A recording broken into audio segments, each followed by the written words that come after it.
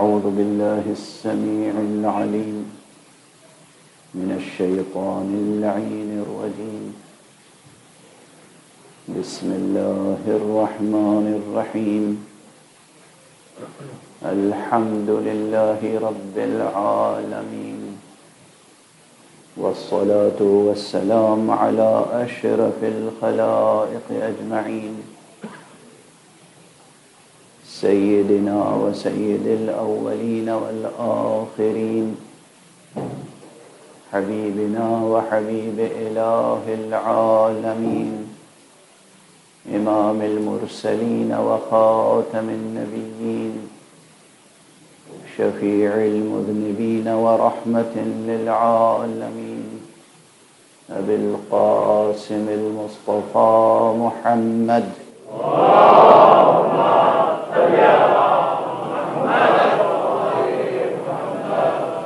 وعلى أهل بيته الطيبين الطاهرين الهداة المهديين المعصومين المظلومين، واللعنة الدائمة على أعداء الحق والدين.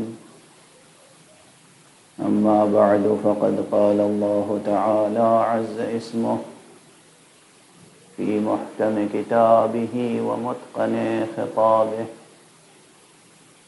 بسم الله الرحمن الرحيم. إن في خلق السماوات والأرض واختلاف الليل والنهار لآيات لأولي الألباب. صدق الله العلي العظيم. اللهم صل على محمد وعلى محمد. ایک اور بلندتر صلوات. اللهم صل على محمد وعلى محمد. آپ حضرات کے اذہان عالیہ میں محفوظ ہوگا کہ اس مرتبہ اس عشرہ محرم میں ہمارا عنوان گفتگو ہے راز قدرت اور حسین.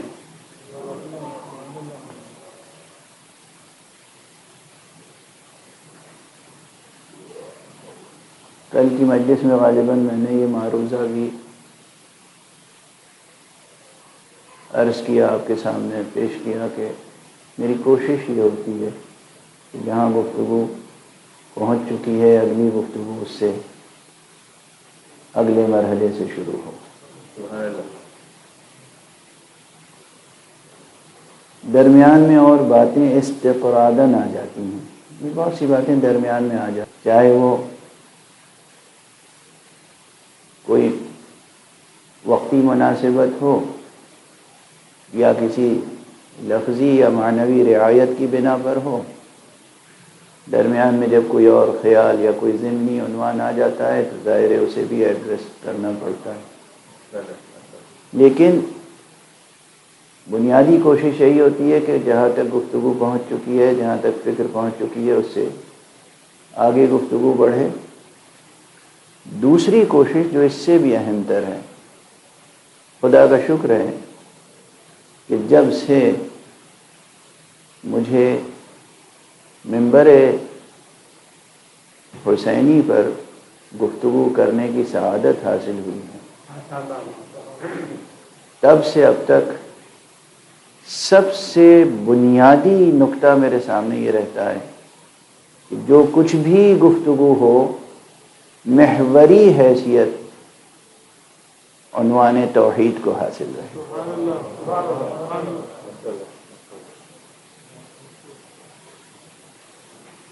بنیادی اور محوری حیثیت.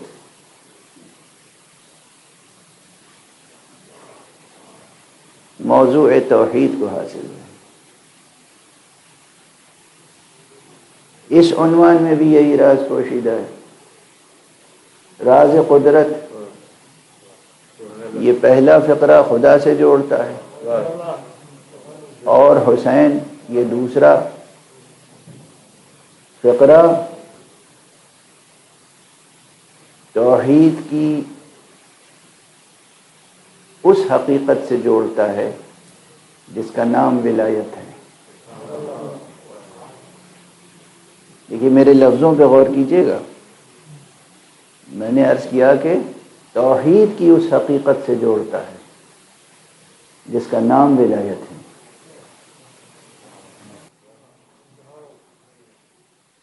ہر شے کا ایک ظاہر ہے ذہن انسانی کے لیے اور ایک باطن ذہن انسانی کے لیے۔ وہ قوت عاقلہ جو عقل بشری سے برتر ہے، مافوق ہے، اس کے لیے ظاہر و باطن یکساں ہیں، اس کے لیے ہر باطن ظاہر ہے،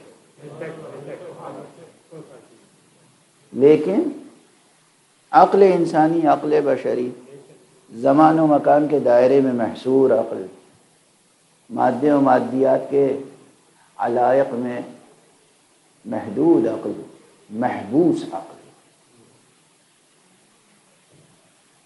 اس عقل کے لیے بہت سی چیزیں ظاہر کی حیثیت رکھتی ہیں، بہت سی چیزیں باطن کی حیثیت رکھتی ہیں۔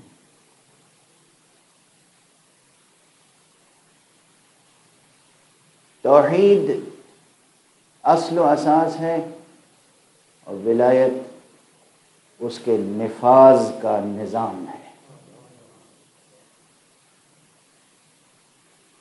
نفاذ توحید کے ارکان اپنے اپنے وقت میں انبیاء ہوتے ہیں، ائمہ ہوتے ہیں، اولیاء ہوتے ہیں، اوصیاء ہوتے ہیں۔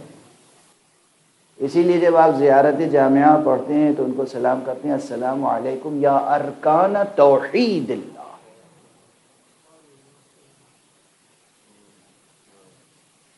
توحید تو ایک بسیط حقیقت ہے، تو اس کے ارکان کا تصور کہاں سے آ گیا؟ ارکان تو رکن کی جمع ہے، ارکان تو رکن کی جمع ہے، یہ رکن کی جمع اور توحید کے ساتھ اس کی اضافت، ارکان توحید اللہ، توحید خدا کے ارکان، جو بہت ہی سطحی ذہن اور بہت ہی سطحیت کی شکار ذہنیت رکھتے ہیں، وہ فوراً یہیں ان کے قدم لڑکھڑا جاتے ہیں، پاؤں میں لغزش پیدا ہو جاتی ہے اور شرک کی کھائی میں گر جاتے ہیں۔ لیکن حقیقت یہ ہے کہ توحید کے نفاذ کے نظام کا نام ولایت ہے۔ اسی لیے جو صاحب ولایت ہوتا ہے اس کی ذات سے، اس کی شخصیت سے وہ چیزیں ظاہر ہوتی ہیں جو ہوتی ہیں اللہ کی، ظاہر ہوتی ہیں اس کی ذات سے۔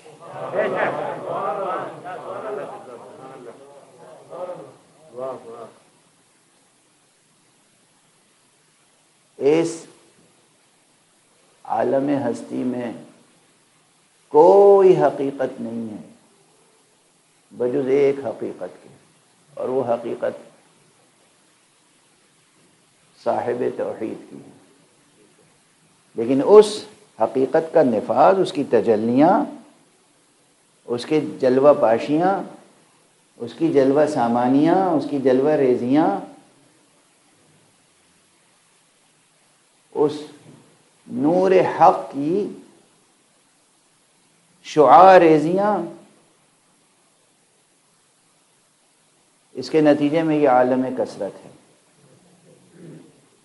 جس کے متعلق کل ایک مسئلے کی طرف میں نے اشارہ کیا کہ عالم کثرت بھی جو ہے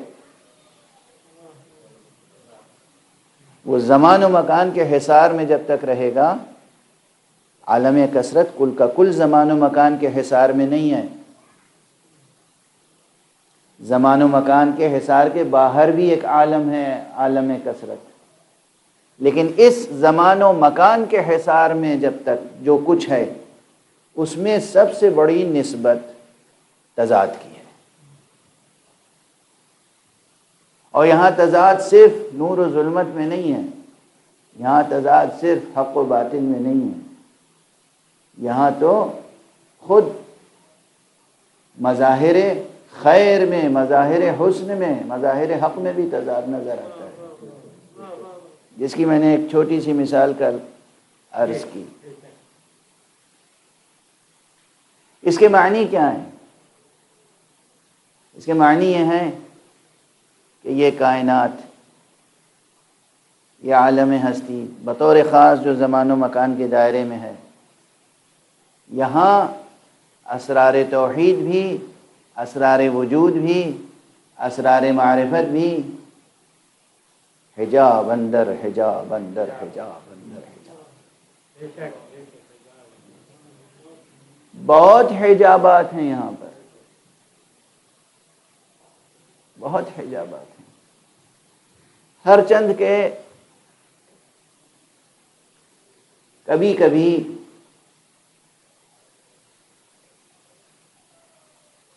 اور یہیں سے، چونکہ یہ حجابات ہیں، اسی لیے سب سے مشکل مسئلہ فلسفے کا کیا ہے؟ حکمت کا، فلسفی کا سب سے مشکل مسئلہ کیا ہے؟ خود نالج کی حقیقت۔ جو کچھ ہم جانتے ہیں واقعاً جانتے ہیں کہ نہیں جانتے، یہ ہے مسئلہ۔ جو کچھ ہم جانتے ہیں واقعاً جانتے ہیں کہ نہیں جانتے، پھر اگر نہیں جانتے تو کیا جان سکتے ہیں یا جان بھی نہیں سکتے؟ اور اگر جان سکتے ہیں تو یہ تصدیق کون کرے گا کہ جو جانا ہے وہ صحیح ہے؟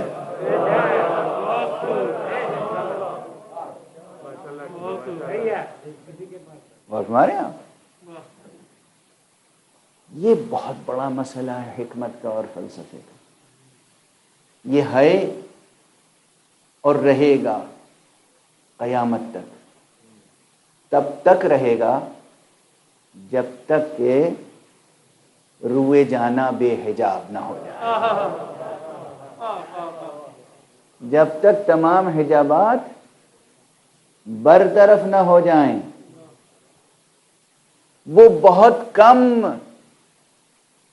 صاحب بصارت و صاحب بصیرت ہیں جن کے سامنے کوئی حجاب ٹھہر نہیں سکتا، جن کی آنکھوں کے سامنے کوئی حجاب ٹھہر ہی نہیں سکتا۔ وہ بہت کم افراد ہیں، اور جو ہیں ان میں سے اظہار کرنے کا اذن بھی بہت کم افراد کو ہے۔ جہاں تک میری نظر جاتی ہے معلوم تاریخ کی انتہاؤں تک، مجھے تو صرف ایک ذات ملتی ہے جسے یہ اذن ملا تھا کہ وہ اعلان کرے لو کشف الغطاء لما ازددت یقینا، اگر پردے ہٹ جائیں، ہٹا دیے جائیں تو میرے یقین میں کوئی اضافہ ہونے والا نہیں۔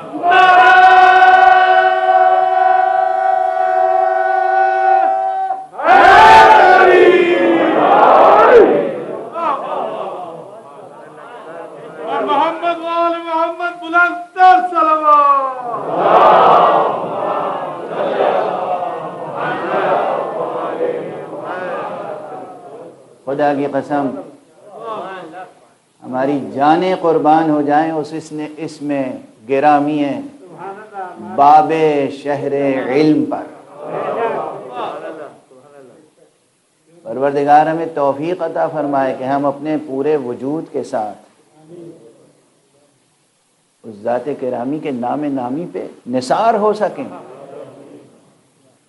جس کا نام علی حکیم ہے۔ ایک صلوات پڑھ دیجئے۔ محمد وآل محمد بلندتر صلوات۔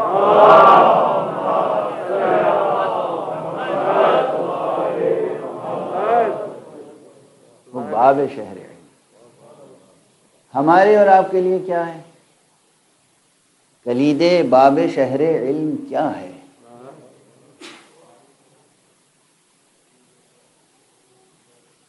اب یہ ایک مصرع ہو گیا، کلید باب شہر علم کیا ہے؟ محبت ہے، مودت ہے، ولا ہے۔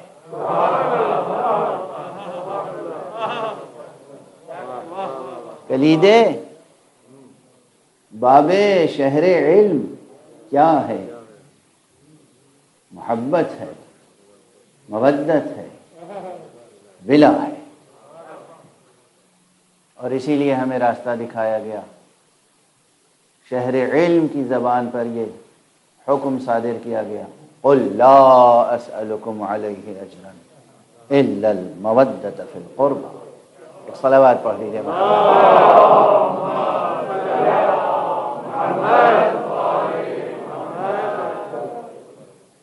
یقین رکھیے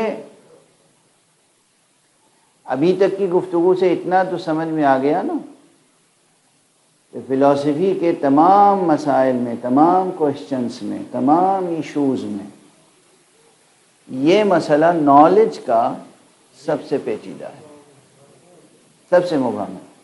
ہمیں معلوم ہے، کیا معلوم ہے؟ کیا معلوم ہے؟ ہاں بعض لوگ سرور میں ایسے شعر کہہ دیتے ہیں، وہ شاعرانہ کیفیت ہے کہ پرکھ چکا ہے تجھے بارہا شعور میرا، مذاق اڑا نہ بہت اے حجاب نور میرا۔ یہ ایک شاعرانہ کیفیت ہے، لیکن حقیقت یہ ہے کہ اس حصار زمان و مکان میں رہتے ہوئے، اس ٹائم اسپیس کمپلیکس میں رہتے ہوئے ہمیں کیا معلوم ہو سکتا ہے؟ ایک قیدی کو کیا معلوم ہو سکتا ہے؟ ایک زندانی کو کیا خبر ہو سکتی ہے؟ کڑے پہروں میں جسے نظر بند کر دیا گیا ہو، اسے زندان کے باہر کیا ہے کیسے معلوم ہو سکتا ہے؟ مگر یہ کہ وہ اتنی قوت پیدا کر لے، قدرت پیدا کر لے۔ یہ قوت و قدرت کہاں سے پیدا ہوگی؟ وہ کون سا ہنر ہے، کون سا آرٹ ہے، کون سا طریقہ ہے، کون سا وسیلہ ہے، کون سی ریاضت ہے کہ اس فرد بشر کے اندر اتنی قوت پیدا ہو جائے کہ جو چیز حاسہ بصر سے بھی نظر نہیں آ سکتی اسے قوت بصیرت سے دیکھ لے۔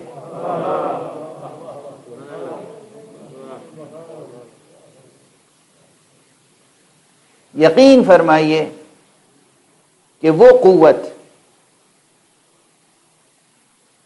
صرف ایک ہے، اور وہ ہے محبت۔ یہ دنیا بھر کے لٹریچر میں، ادب میں پہلے بھی میں اشارہ کر چکا ہوں اور آج پھر اشارہ کر رہا ہوں، یہ جو محبت کی ثنا خوانی ہے، جو عشق کا قصیدہ پڑھا جاتا ہے، کیوں؟ مشرق سے مغرب تک، شمال سے جنوب تک، چاہے وہ بہت ترقی یافتہ معاشروں کا لٹریچر ہو اور چاہے وہ فوک لٹریچر ہو، عوامی ادب، عوامی شاعری، ہر جگہ سب سے زیادہ جس چیز کی تجلی نظر آتی ہے وہ ہے محبت۔ اور یہ محبت صرف ظاہری اور مادی اور جسمانی محبت نہیں ہے۔ اب یہاں پر بات کو آگے بڑھانے کے لیے میں مجبور ہوں ریفرنس دے کے آگے بڑھ جاؤں۔ ہر چیز کے متعلق بہت سے نظریے ایک دوسرے سے متصادم پائے جاتے ہیں، وہ تو متصادم تو رہیں گے۔ میں نے کہہ دیا یہ عالم کثرت عالم تضادات ہے، یہ عالم کثرت عالم تصادم ہے۔ یہاں تصادم کیے بغیر فتح پا لینا سب سے بڑا ہنر ہے۔ اور تصادم کی صورت میں بھی، تصادم کرنے کے بعد بھی ملزم تک ثابت نہ ہونا، یہ سب سے بڑا ہنر ہے۔ کھل کے مقابلہ کرے، جنگ کرے، جہاد کرے، مارے اور مر جائے، پھر بھی دامن پہ کوئی الزام نہ آئے۔ یہ ہے جینے کا وہ ہنر جو تہذیب توحید نے ہمیں سکھایا ہے۔ ایک صلوات پڑھ دیجئے محمد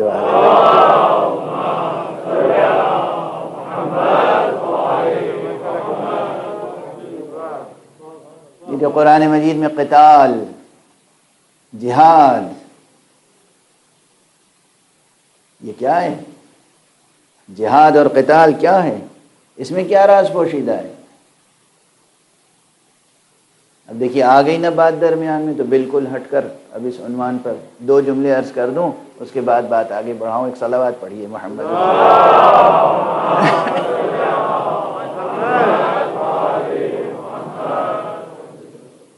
ابھی بھی دنیا میں یہ غلغلہ باقی ہے، میڈیا میں بار بار اسے اچھالا جاتا ہے کہ دنیا میں دہشت گردی ہے، اور دہشت گردی جو ہے وہ مذہبی عناصر سے جوڑ دی جاتی ہے، ریلیجس ایلیمنٹس اور ٹیررزم، یہ دونوں ایک دوسرے سے جڑے ہوئے ہمیشہ میڈیا میں نظر آتے ہیں، دکھائے جاتے ہیں، لیکن حقیقت کیا ہے؟ دہلی میں ایک بڑی اہم کانفرنس تھی، اور اس میں مختلف شعبہائے زندگی کے افراد شریک تھے، اور اس فقیر کو بھی یاد کیا گیا تھا۔ مجھ سے کہا گیا کہ ذرا جہاد اور ٹیررزم کے اوپر کچھ تقریر کیجئے اور بتائیے کہ جہاد کیا ہے اور ٹیررزم سے اس میں کیسے امتیاز کر سکتے ہیں۔ تو مجھے اندازہ نہیں تھا کہ اس میں کس کس شعبے کے لوگ موجود ہیں، حتیٰ کہ فلم انڈسٹری کے لوگ بھی بہت اہم شخصیتیں موجود تھیں اس میں۔ بہرحال مجھے تعارف بھی نہیں تھا، میں پہچانتا بھی نہیں تھا ایسے لوگوں کو جو یہ سوچ بھی نہیں سکتے کہ ان کو کوئی نہیں پہچانتا۔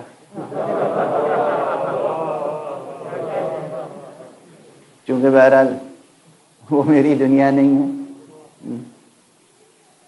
میں اس پردے پہ نظر نہیں ڈالتا جس پر بے پردگی ہو۔ تو میں نے جو معروضہ پیش کیا وہ بس یہ تھا کہ اگر آپ کہیں جا رہے ہوں، چھوٹی سی مثال، کہیں آپ جا رہے ہوں اور راستے میں کہیں کوئی پرانی عمارت گرائی جا رہی ہو یا گرائی جا چکی ہو، کسی بھی ذریعے سے، بلڈوزر چلا کر یا مزدوروں نے گرائی ہو، یا اوپر سے کوئی حجارت من سجیل، کوئی چیز اوپر سے ایسی گرا دی گئی ہو کہ وہ ٹوٹ کے بکھر گئی ہو عمارت، تو وہاں آپ دیکھیں گے کہ ملبہ پڑا ہوا ہے، لوہا ہے، پتھر ہے، اینٹ ہے، مٹی ہے، ایک ڈھیر ملے گا۔ آپ دیکھ کے آگے بڑھ جائیے۔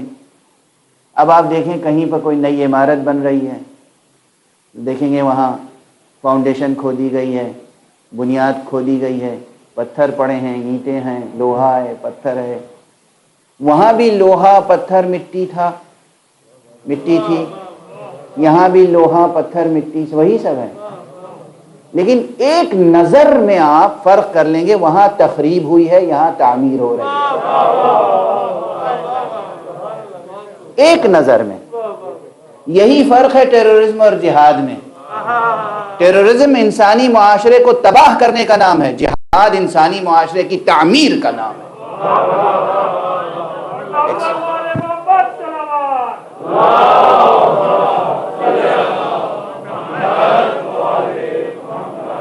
ہمارے دیگر بلند تر صلوات۔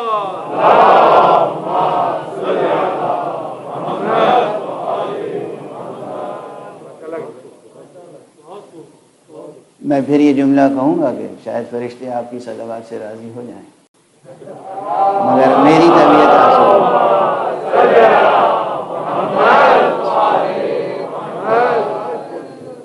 بہرحال درمیان میں اب یہ بات آ گئی تھی تو میں نے عرض کر دی، یہ عالم تضادات کا عالم ہے، تصادم کا عالم ہے، لیکن یہاں جو قتال کا تصور قرآن نے دیا ہے، جو جہاد کا تصور کسی بھی مذہب نے دیا ہے۔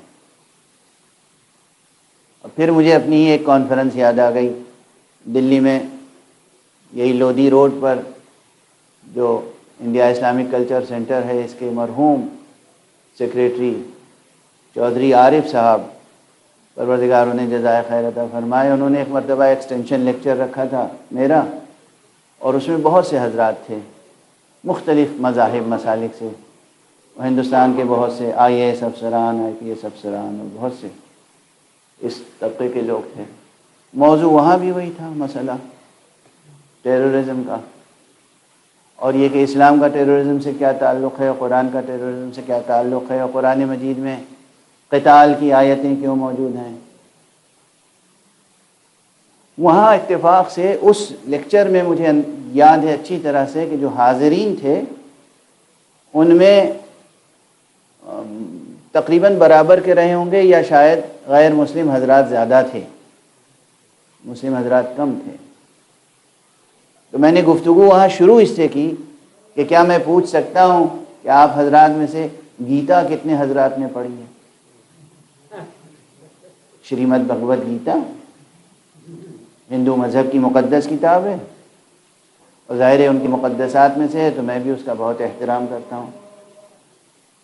تو میں نے دیکھا کہ، اور میں نے شرط لگائی تھی پوری کتاب گیتا شروع سے آخر تک، اس پوری گیتا کو کتنے لوگوں نے پڑھا ہے آپ میں سے جو موجود تھے؟ تقریباً 70 حضرات، 70 کچھ 72 ایسے ہی کچھ تعداد تھی۔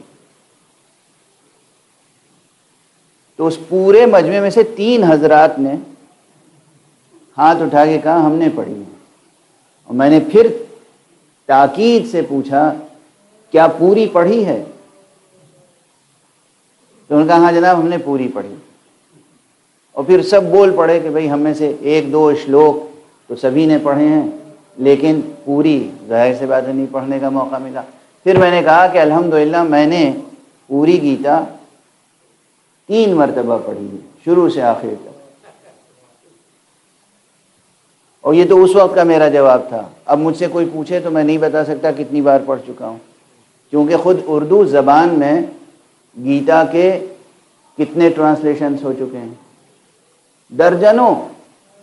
سب سے پہلے گیتا کا ٹرانسلیشن اکبر کے دربار کے نورتن فیضی نے فارسی میں کیا تھا، پرشین میں، فیضی نے،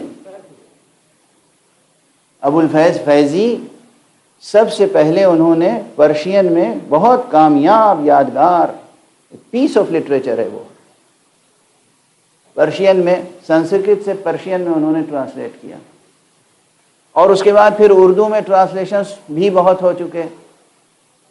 نواب جعفر علی خان کا ٹرانسلیشن، مشہور فلسفی اور نقاد اور ماہر اقبالیات ڈاکٹر خلیفہ عبد الحکیم کا ٹرانسلیشن، اور بہت سے ٹرانسلیشنز، اور تقریباً ہر ٹرانسلیشن کو شروع سے آخر سے درمیان سے کہیں نہ کہیں سے میں نے پڑھنے کی کوشش کی، اور ان ٹرانسلیشنز کی بھی کمپیریٹیو اسٹڈی کی۔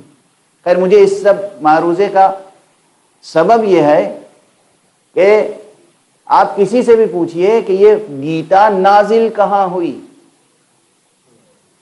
ان کے عقیدے کے مطابق شری کرشن جی کا بیان ہے نا گیتا، ان کی تعلیم ہے، ان کی تعلیم ہے۔ کس کو تعلیم دی، کہاں تعلیم دی، کس وقت تعلیم دی؟ تو یہ طے ہے کہ جب کوروں اور پانڈووں کے درمیان جنگ ہوئی، دونوں ایک دوسرے کے مقابل میں آ گئے تھے، اور ارجن کو یہ سمجھ میں نہیں آ رہی تھی بات کہ یہ جو سامنے جن سے ہم لڑنے کے لیے کھڑے ہوئے، اس میں کوئی ہمارا دادا ہے، کوئی چچا ہے، کوئی بھائی ہے، یہ سب تو ہمارے عزیز ہیں، رشتہ دار ہیں، خونی رشتہ ہے، کیسے ہم ان سے جنگ کریں؟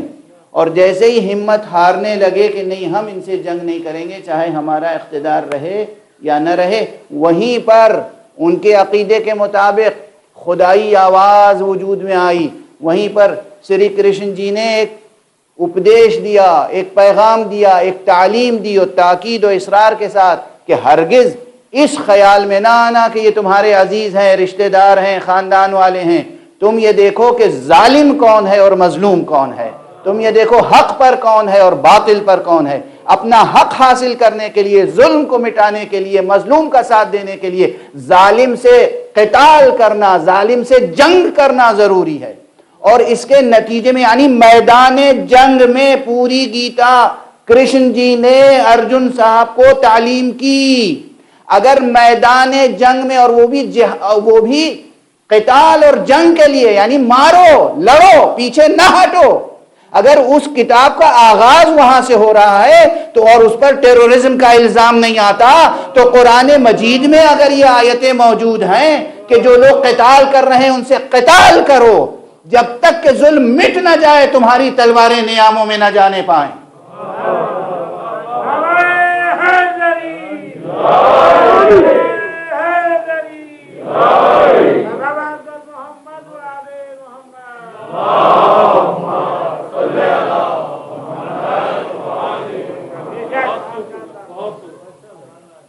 تو یہاں آپ کو ٹیررزم نظر آتا ہے اور وہاں جہاد.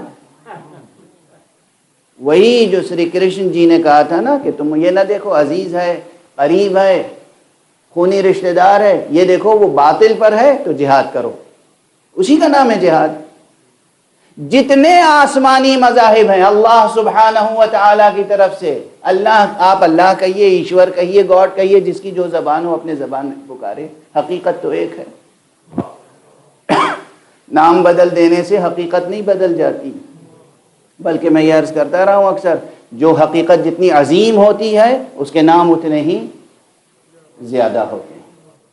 تو نام کچھ بھی ہو، ادھر سے آنے والا ہر پیغام زندگی ساز ہوتا ہے، زندگی کی تعمیر کرتا ہے، انسان کی تربیت کرتا ہے، انسان کو بقا کا راستہ دکھاتا ہے.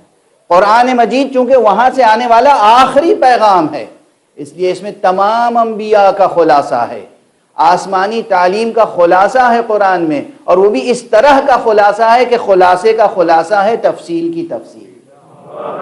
ایک سلامات پڑھ دیجئے محمد وآلہ.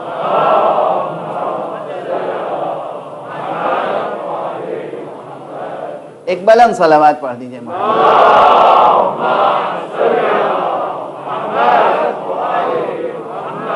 خدا کی قسم اگر قرآن مجید میں دیا گیا جہاد اور قتال کا تصور انسانیت کے لیے روشن کر دیا جائے اور ترجمے میں تحریف نہ کی جائے، ترجمانی میں تحریف نہ کی جائے، اس حقیقت کو جوں کا توں بیان کر دیا جائے، تو اسلامی جہاد، قرآنی قتال وہ ہے جو اس کرۂ ارض کے تضادات کو اس انداز سے مٹائے گا کہ تضاد بھی باقی نہیں رہے گا، یکتائی کی تجلی بھی ہوگی اور یکجہتیاں پروان چڑھیں گی. یہ دنیا جنگ کا نہیں امن کا گہوارہ بن جائے گی.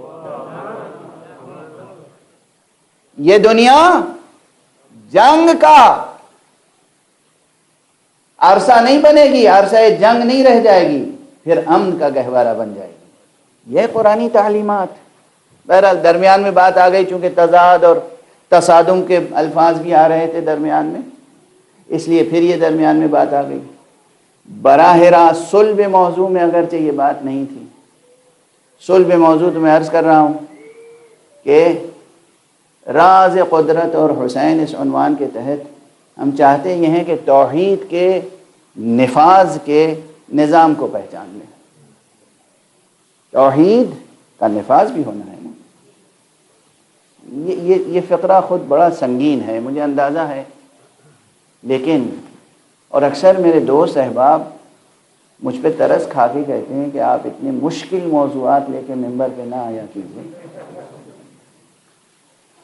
مگر مجھے اس سے زیادہ مضبوط کوئی ممبر بھی دنیا میں نظر نہیں آتا.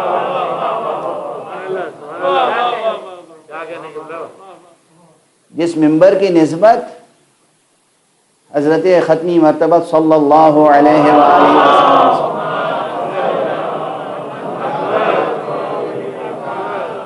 جس ممبر کی نسبت صاحب ممبر غدیر امیر المومنین علی ابن ابی طالب علیہ السلام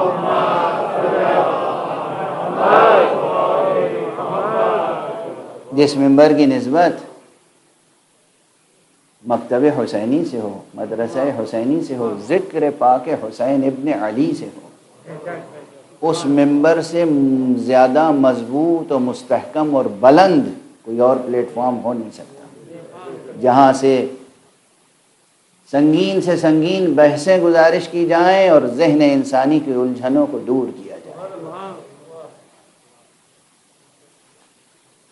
یہ وہ مرکز ہے جہاں دلوں کو بھی سکون ملتا ہے، ذہنوں کو بھی سکون ملتا ہے، دل بھی روشن ہوتے ہیں، ذہن بھی روشن ہوتے ہیں۔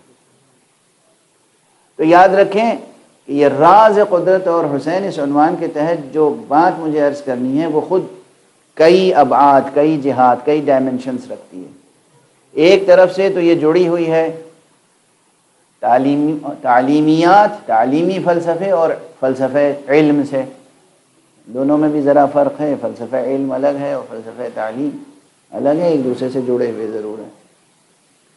حقیقت علم، راز قدرت کیسے منکشف ہو، کیسے معلوم ہو، اس کے اسرار، راز فارسی کلمہ ہے، عربی میں سر کہتے ہیں، پوشیدہ حقیقت، پوشیدہ بات، چھپی ہوئی بات۔ اس کائنات کے ذرے ذرے کے پیچھے علم و آگہی کے بڑے بڑے عالم پوشیدہ ہیں۔ اس سے پہلے بھی غالباً میں یہ لفظ کہہ چکا ہوں۔ عزیزان گرامی، جن لوگوں کے ذہنوں میں جستجو ہے، جن لوگوں کے ذوق میں تعلیمی اور علمی ذوق ہے، جو کچھ جاننا چاہتے ہیں، جو جہل کی تاریکی میں جینا نہیں چاہتے، ان کے لیے، اور کون ہے جو جہل کی تاریکی میں جینا چاہتا ہو؟ کون ہے؟ اگر کوئی فرد ایسا ہو جس کے اندر علم حاصل کرنے کی للک نہ ہو،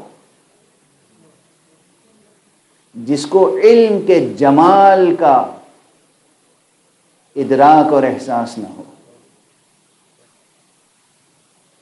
جو علم حاصل کرنے کی طلب نہ رکھتا ہو، وہ بالیقین یہ سمجھ لے کہ انسانی حقیقت سے خارج ہے۔ وہ کچھ بھی ہو سکتا ہے، انسان نہیں ہو سکتا۔ مجھے یقین ہے آپ میں سے کسی کو یہ لفظ برا نہیں لگے گا، ممکن نہیں ہے۔ اگر آپ کو کچھ جاننے کا ذوق نہ ہوتا، علم سے محبت نہ ہوتی، تو مجلس حسین میں آتے ہی کیوں؟ معلوم ہے مجلس حسین اس مجلس کا نام ہے جہاں علم کا تبرک تقسیم ہوتا ہے، جہاں معرفت کی زکوٰۃ بٹتی ہے، جہاں نجات کی راہیں روشن ہوتی ہیں۔ لفظوں کا مجموعہ بھی معجزہ بن جاتا ہے۔ قرآن معجزہ ہے، معجزہ قولی ہے۔ جس طرح لفظوں کا مجموعہ معجزہ بن جاتا ہے، اسی طرح سے بعض واقعات اور حوادث کا مجموعہ بھی معجزہ بن جاتا ہے۔ عام تاریخی سطحی مطالعہ کریں تو آپ کو ادراک نہیں ہوگا، لیکن زاویہ ذرا بدل کے دیکھیں تو کبھی کبھی کوئی واقعہ، کوئی سانحہ، کوئی حادثہ معجزہ ہوتا ہے، معجزہ۔ اسی لیے میں عرض کیا کرتا ہوں، کربلا ایک سانحہ ہے، کربلا ایک واقعہ ہے، کربلا ایک المیہ ہے، لیکن یہ کربلا دست امامت کا معجزہ بھی ہے۔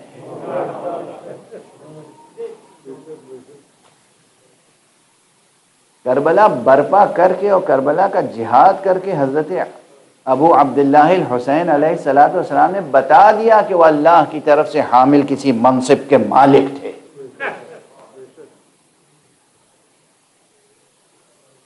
اس نقطہ نظر سے کربلا کے جزیات دیکھیے، ہر موقع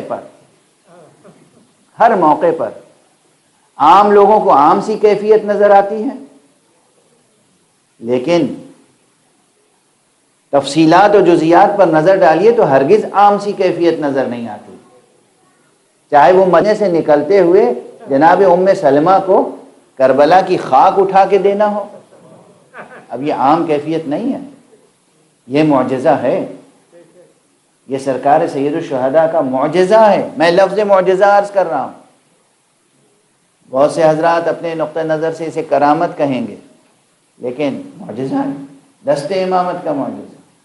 اور چاہے کربلا کا انتخاب ہو، آقا حسین مدینے سے چلے مکے پہنچے، مکے میں کچھ توقف کیا، اور اس کے بعد جب تمام خلقت، تمام آئے ہوئے اطراف و اکناف عالم سے لوگ احرام باندھ رہے تھے، تو 8 ذی الحجہ کو حسین احرام کھول رہے تھے، اور آقا نے حج کو عمرے سے بدلا اور کربلا کی راہ لی۔ میں معلوم تھا کہ منی میں گوسفند ذبح کیے جاتے ہیں، منی میں جو قربانی اب دی جاتی ہے وہ جانوروں کی قربانی دی جاتی ہے، حسین کو تو اکبر کی قربانی پیش کرنی،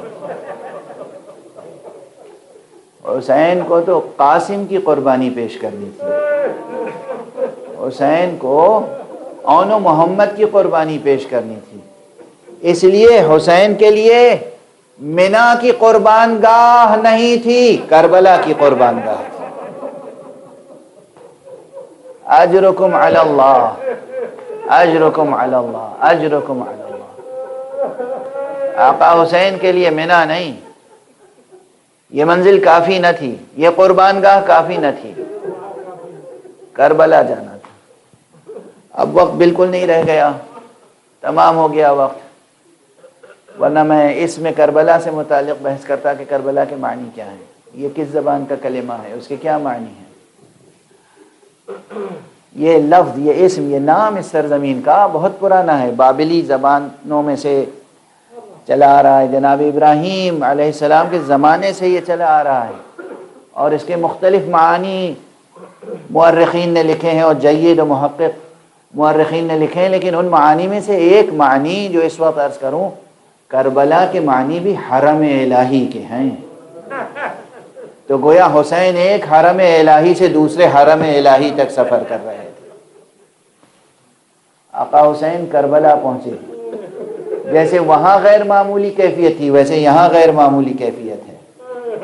ظاہر بین مورخ کہتا ہے کہ عبید اللہ ابن زیاد کی طرف سے حکم نامہ آیا حر کے پاس کہ بس جیسے ہی میرا یہ حکم ملے حسین پر راستہ روک دو اور کوشش کرو کہ کسی بے آب و گیاہ سرزمین پر اتر پڑیں، لیکن جزئیات میں جب جائیں گے تو اندازہ ہوگا کہ حر روکنے کی کوشش کر رہا تھا، مگر آقا حسین آگے بڑھتے چلے جا رہے تھے۔ بھلا دنیا کے کسی فرد میں یہ طاقت ہے کہ کسی الہی قوت کو روک سکیں؟ حسین الہی قوت و قدرت کا امانت دار حسین، اسے کون روک سکتا تھا؟ کون روک سکتا تھا؟ جو مشن ہے، جو مہم ہے، وہ پوری ہو کے رہے گی، وہ روکنے کی کوشش کرتا رہا، حسین آگے بڑھتے رہے، یہاں تک ایک منزل آئی جب چلتے چلتے راہوار رک گیا۔ جیسے ہی گھوڑا روکا، آقا حسین نے دائیں جانب دیکھا، بائیں جانب دیکھا، کوشش کی گھوڑا اور آگے بڑھے، اب گھوڑا نہیں بڑھا۔ اب بعض حضرات جزئیات میں اور کچھ تفصیل بیان کرتے ہیں، ممکن ہے ایسا بھی ہوا ہو کہ آقا نے گھوڑے بدلے، سواری کے گھوڑے بدلے، جس گھوڑے پر سوار ہوئے اب کوئی آگے بڑھنے کو تیار نہ تھا، تو آقا نے کہا بلاؤ آس پاس رہنے والوں کو بلاؤ، پوچھو یہ کون سی جگہ ہے۔ آقا کے لیے جگہ اجنبی نہیں ہے، جو ام سلمہ کو دکھا چکے ہوں کہ میری قتل گاہ کہاں ہے، وہ کس لیے پوچھیں گے یہ کون سی جگہ ہے؟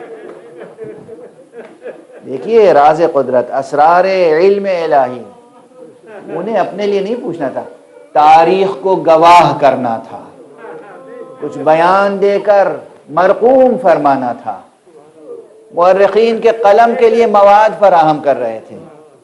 لوگوں کو بلاؤ، پوچھو کون سی جگہ ہے، کسی نے کہا نینوا، کسی نے کہا غاضریہ، کسی نے کہا شط فرات، آپ نے کہا کوئی اور بھی نام ہے؟ کہا اس کو کربلا بھی کہتے ہیں۔ آپ نے فرمایا بس ہماری منزل آ گئی، عباس سواریوں کو اتارو، خیمے برپا کرو، اکبر خیمے برپا کرو۔ سامنے نہر بہ رہی تھی، ساحل پر چاہا کہ خیمے لگائیں، اتنے میں عبید اللہ ابن زیاد کے لشکریوں نے روکنا چاہا۔ زہیر قین آستینے الٹ کے غضبناک انداز میں آقا کے پاس آئے، آقا اجازت دیجئے، ان کی مجال ہے کہ ہمیں خیمے برپا کرنے سے روکیں۔ آقا نے جو یہ دیکھا منظر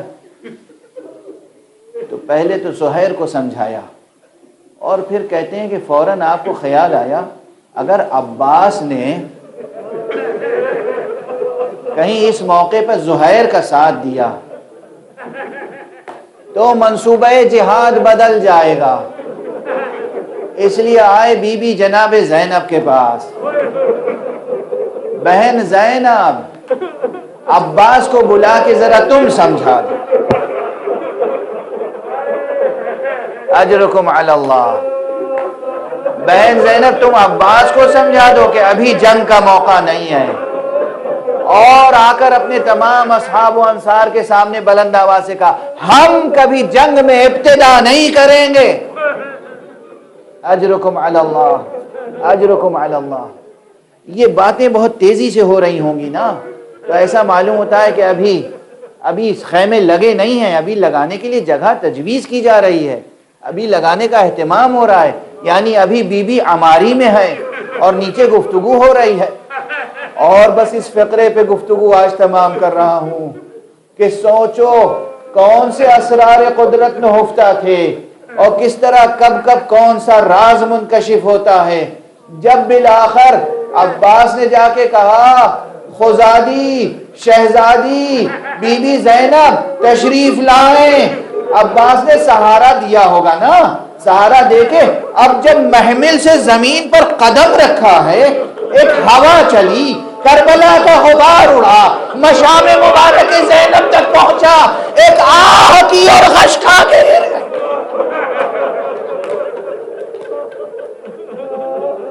زینب نے کربلا کی سرزمین پر قدم رکھا اور غبار کی نکھت جو مشام تک پہنچی، آقا حسین آئے، چہرے پہ پانی چھڑکا، بہن زینب کیا بات ہے؟ کہا بھیا تمہارے لہو کی خوشبو ہو رہی،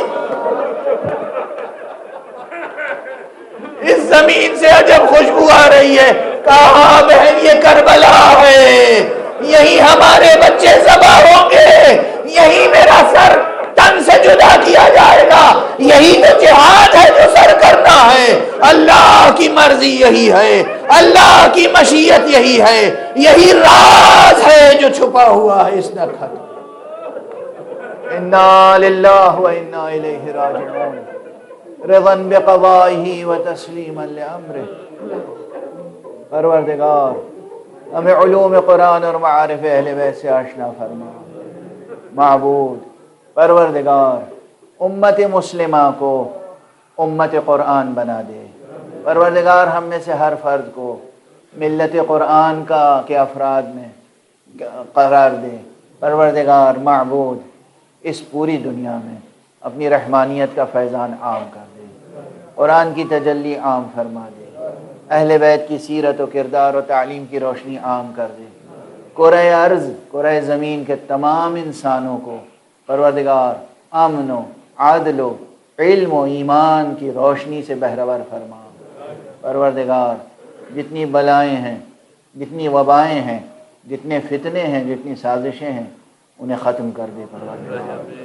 پروردگار اپنے ولی آخر وارث حسین فرزند پیغمبر کو اذن ظہور عطا فرما، اور ان کے ہاتھوں سے اپنی رحمت و رافت و عدالت کا پرچم لہرا۔ ماتم حسین۔